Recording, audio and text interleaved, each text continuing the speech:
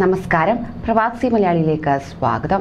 കടുത്ത നിയമങ്ങൾ പലപ്പോഴായി മാറ്റി മറിയിച്ചുകൊണ്ട് കുവൈറ്റ് രംഗത്തെത്തുകയാണ്. പ്രവാസികൾക്കെതിരെ ഇത്തരത്തിൽ നിയമങ്ങൾ പുറത്തെടുക്കുമ്പോൾ ഏറെ ദുരിതത്തിലാണ് പ്രവാസികൾ കടന്നു പോകുന്നത്. ഇപ്പോഴത്തെ താമസ നിയമങ്ങൾ, സന്ദർശന, വിസ അനുവദിക്കൽ എന്നിവയിൽ പുതിയ സംവിധാനങ്ങൾ വരുന്നതായുള്ള റിപ്പോർട്ടുകളാണ് പുറത്തുവരുന്നത്.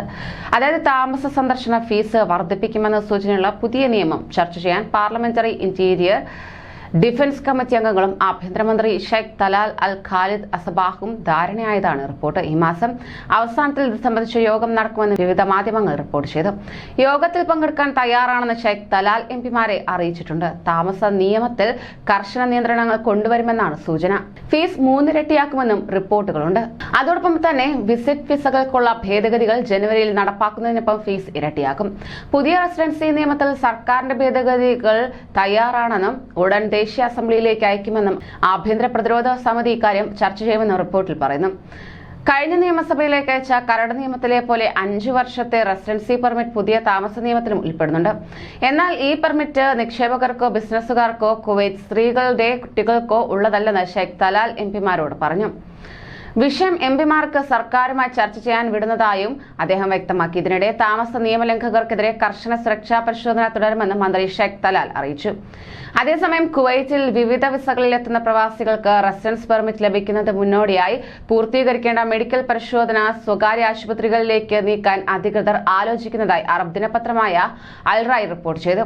നിലവിൽ പ്രവാസികളുടെ വിസയുമായി ബന്ധപ്പെട്ട മെഡിക്കൽ പരിശോധന നടക്കുന്ന സർക്കാർ ആശുപത്രികളിൽ അനുഭവപ്പെടുന്ന വലിയ തിരക്ക് പരിഗണിച്ചാണ് ഇവ സ്വകാര്യ മേഖലയുടെ സഹകരണത്തോടെ നിർവഹിക്കാനുള്ള പദ്ധതി അധികൃതർ ആവിഷ്കരിച്ചിരിക്കുന്നത്. സർക്കാർ ആരോഗ്യ പരിശോധനാ കേന്ദ്രങ്ങളിലെ നിരക്ക് നിയന്ത്രിക്കുന്നതിനായി തന്നെ പ്രവാസി തൊഴിലാളികളുടെ മെഡിക്കൽ പരിശോധനയിൽ സ്വകാര്യ മേഖലയെ ഉൾപ്പെടുത്താനും പ്രശ്നത്തിന് ദീർഘകാല പരിഹാരങ്ങൾ വികസിപ്പിക്കാനുമാണ് ആരോഗ്യ മന്ത്രാലയത്തിന്റെ ശ്രമം.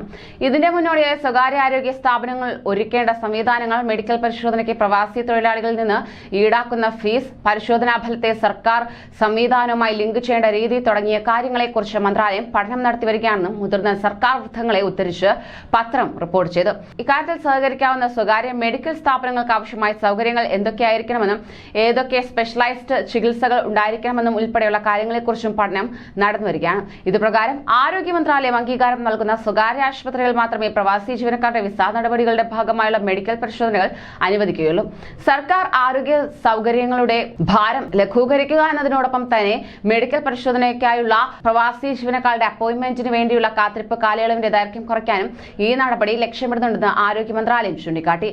രാജ്യത്തെ ആരോഗ്യ സുരക്ഷ ശക്തിപ്പെടുത്തുന്നതിന്റെ നടപടികളുടെ ഭാഗമായി കൂടിയാണ് വിസ മെഡിക്കൽ പരിശോധനയിൽ സ്വകാര്യ മേഖലയുടെ പങ്കാളിത്തം തേടാനുള്ള തീരുമാനം. മെഡിക്കൽ പരിശോധന വൈകുന്നത് പ്രവാസികൾക്കിടയിൽ ഉണ്ടാവാനിടയുള്ള സാംക്രമിക രോഗങ്ങൾ കണ്ടെത്തുന്നതിന് വൈകാനും അത് മറ്റുള്ളവരിലേക്ക് പടരാനും സാധ്യത കൂടുന്നുവെന്ന വിലയിരുത്തലിലും ഈ നീക്കത്തിന് കാരണമായി ചൂണ്ടിക്കാണിക്കപ്പെടുന്നു. മെഡിക്കൽ പരിശോധന എത്രയും വേഗം നടത്തുകയും പകർച്ചവ്യാധികൾ ഉൾപ്പെടെയുള്ള രോഗങ്ങൾ എത്രയും വേഗത്തിൽ കണ്ടെത്തി പ്രതിവിധികൾ നൽകുകയും ചെയ്യാനാണ് ആരോഗ്യ മന്ത്രാലയം ലക്ഷ്യമിടുന്നത്. പ്രവാസി തൊഴിലാളികളുടെ മെഡിക്കൽ പരിശോധന ദേശീയ ആരോഗ്യ സുരക്ഷയുടെ ഭാഗമായാണ് കുവൈറ്റ് ആരോഗ്യ മന്ത്രാലയം കണക്കാക്കുന്നത്.